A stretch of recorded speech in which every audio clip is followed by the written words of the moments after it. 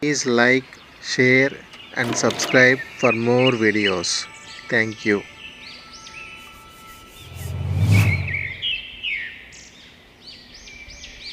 Now we come to another one of my personal favourites, checkmates, and you may or may not have seen this one. But when I first saw this, it just brought a lot of pleasure to my chess soul, should I say? And anyone who says that chess is not an art hasn't got some beauty to it. Show them this checkmate, and how can they deny it? How can they deny there's no beauty in chess? And the funny thing is, maybe you'll notice this pattern from a modern Disney film. That's a bit of trivia for you. It was actually seen in Disney's latest movie, Queen of Qatar. And the Queen there actually does this checkmate to win a great prize during one of her games. It's a checkmate generally where you use your queen and your knight, but it's always the knight that delivers the checkmate. And it's always the knight coming into a square where your opponent's king is stuck in the corner. And the reason it's called smothered mate is in this position, if you come in with knight to f7 check, which of course is an obvious and good move, it's not checkmate because the black king has the g8 square. So the black king can move to g8. So what you have to do, if we go back to the original position, is somehow force a structure where the black king is smothered by its own pieces. So where there's a rook on g8. Now, if you play the ridiculous looking queen to g8 check in this position, black has two options. He can either take with the rook or with the king. Now, taking with the rook is what we want black to do, because now the black king is smothered and knight to f7 checkmate. But king takes g8 would leave the white player of the white pieces looking very embarrassed here. So the best way to do this smothered mate is to go knight to f7 check. And this is the pattern you need to remember. Knight and queen are tremendous attacking units. King has to go to g8, and now we go for a double check. How can we do that? Knight to h6 check, double check. Check from the queen and the knight. Now the black king has two squares it can go to, but if it goes to f8, we have the so-called kiss of death checkmate. The white queen flying in there, supported by the knight, checkmate. So black can try king to h8, and is there a way now we can smother it? Well, yes, there is. We can now move our queen in. Hello, there we go. Check. Looks like a ridiculous move, and I think in the Disney film at this point, the player who was playing the Queen of Qatar suddenly started laughing and saying, "You've lost your queen! Are you crazy?" Because you can't take this with the king now, because the knight is defending. This is the key point. But you can take the rook, and she was looking extremely smug until that knight jumped into f7. Boom! Checkmate. Smothered mate. So this is a very pretty checkmate.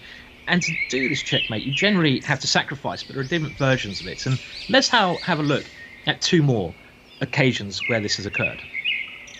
So another example of this smothered checkmate from a real game, and I must admit I haven't heard of the two players except for this position, and it's another beautiful example of this technique. Now again, when you're picking up these patterns, you should be looking for things that get your alarm bells ringing. So what here should be getting your alarm bell ringing?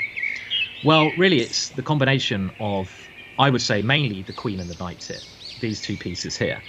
And there are two ways to do this. Can you spot both ways of creating smothered mates here? One way is, I would say, very similar, if not the same as the way we looked at, but can you see the second way? There's two ways of forcing checkmate through checks.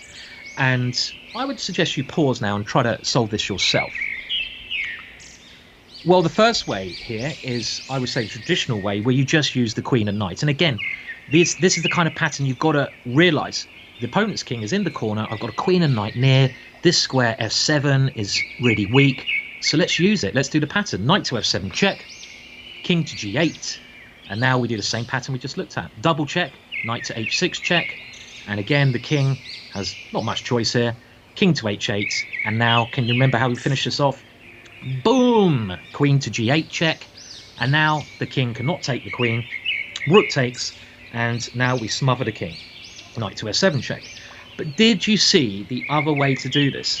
The other way to do this checkmate is by actually playing queen to g8 check first. And the reason this works in this particular case, and this is what white played, showing off a little bit, is that the bishop on c4 gives some extra options. Now, if rook takes queen, knight to f7, checkmate.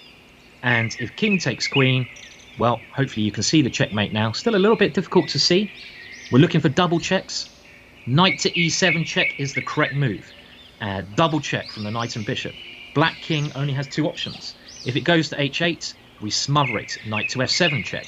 These two knights creating an awfully powerful net around the king. And if the king goes to f8, it's checkmate now in two moves. Can you see it? Well, either knight goes to at g6, this knight or the other knight, and after pawn takes, knight takes, we have got the king in what I'd say is an example of the smothered mate here. The king cannot escape anywhere. And if you watch my last video on Boden's mate, the crisscross, this actually has some similarities. The bishop here is cutting across the king, and rather than having a bishop attacking the king, it's now a knight. And this is something, again, you've got to notice in order to get better. Notice similarities in puzzles, pick up the puzzles, look for examples of puzzles, try to create your own puzzles, get the more information, get your brain working, and then you'll be much quicker at calculating them in real games. So one more very quick final example of smothered mates, and then I suggest you move on to my other puzzles.